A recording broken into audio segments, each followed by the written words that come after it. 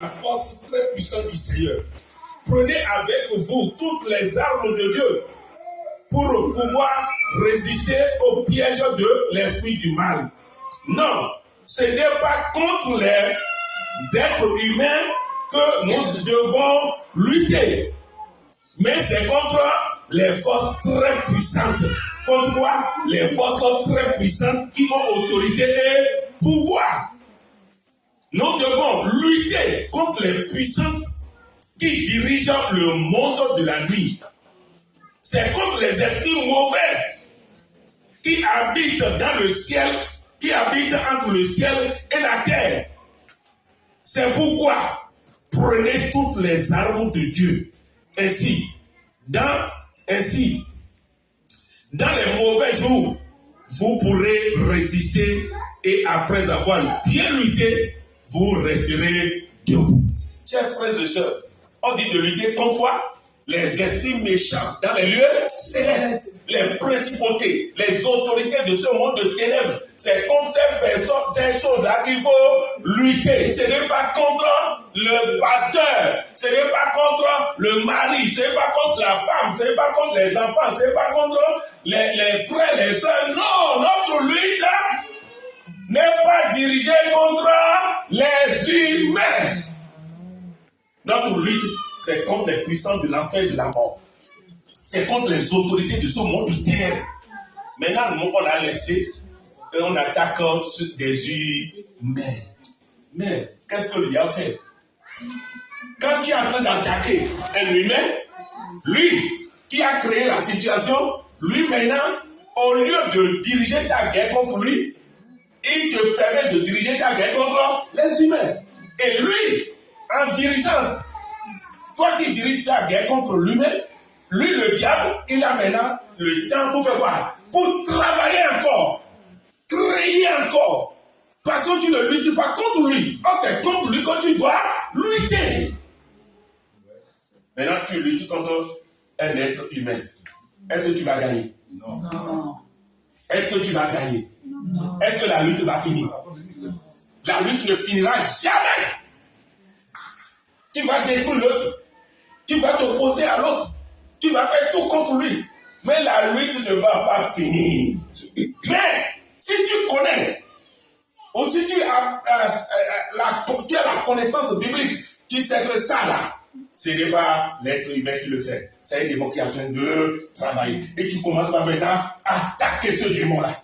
Et quand tu l'attaques, la Bible dit résister au diable, il fuira loin de vous. Maintenant, on ne veut pas résister au diable, on résiste à l'homme. Tu te résistes. Mais est-ce que le combat va finir?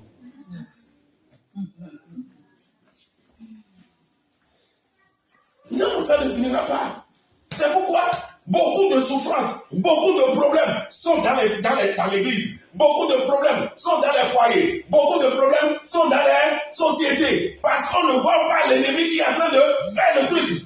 Quand Pierre parlait à Jésus, donc tu ne mourras pas, jamais tu ne vas pas mourir. Jésus dit quoi? Arrête-toi, Satan. Parce qu'il sait que c'est Satan qui est en train de faire quoi? De travailler comme ça. Lui, il a su, il connaît, il sait ça. C'est pourquoi il n'a pas dirigé ses armes contre Pierre. Non, il n'a pas dirigé ses armes contre Pierre. Mais il les a dirigés contre Satan. Arrête-toi, Satan. Quand il a dit arrête-toi, Satan, est-ce que Pierre s'est retourné, s'est éloigné de lui? Non. Ça veut dire qu'il ne parlait pas à Pierre. Pierre toujours à côté de lui. Jusqu'à il a établi le principal de l'église. C'est pas lui qui chassait. Il chassait des mots. Ah, mon peuple périt, il faut de quoi? De connaissance. Ouvrons nos yeux. Ce n'est pas ta femme. Ce n'est pas ton mari. Ce n'est pas le frère là, ce n'est pas la soeur là. Ce n'est pas le pasteur. Non, ce n'est pas lui. Que le Seigneur nous vienne en aide. Aujourd'hui, on insulte tout le monde. On insulte les autres. Parce qu'on pense que c'est lui. C'est lui qui a fait. C'est lui. On ne voit pas. Un aveugle qui conduit l'aveugle. Ils iront tous dans le trou. Ils font dans le trou profond. Chers frères et sœurs, Réveillons-nous. Satan est un adversaire qui s'oppose à tes intérêts. Il s'oppose quoi? À tous tes intérêts. Et à tes efforts. Tu fais des efforts, mais lui s'oppose que tu ne vas pas réussir. Tu n'iras pas loin. Je suis là.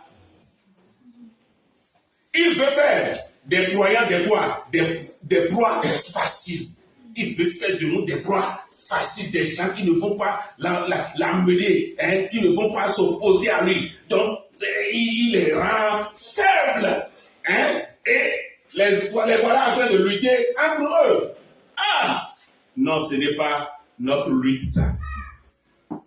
L'ennemi est en train de faire beaucoup de choses. Ses intentions et ses persécutions sont énormes. Un seul parmi nous, je vous dis, peut chasser le diable. Un seul, même le plus faible parmi nous peut faire quoi? Peut chasser le diable. Le plus faible. Si vous avez la foi comme un grain de sénévé, vous direz à cette montagne, déplace-toi. Elle va se déplacer. C'est ce que la Bible dit. Alléluia. Dis, je vais vaincre. Je vais vaincre. Un seul parmi nous peut chasser 1000, la Bible dit. Un seul peut chasser 1000 démons. Maintenant, quand nous sommes deux, la Bible dit que nous allons chasser 10 000.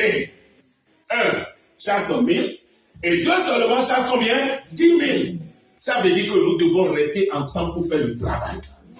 Quand nous faisons le travail ensemble, nous gagnons beaucoup plus. Si toi tu es un là-bas qui fait 1000, l'autre est seul là-bas qui fait 1000, l'autre aussi seul là-bas qui fait 1000, l'autre aussi seul là-bas qui fait 1000. Mais si nous sommes deux, nous faisons 10 000. Regardez l'avantage d'être ensemble, de travailler ensemble, de prier ensemble, de faire des choses ensemble, de supporter les fardeaux ensemble. Mais le diable dit non. Vous n'allez pas rester ensemble. Vous n'allez pas marcher d'un même accord. Est-ce que nous allons le laisser faire? Non.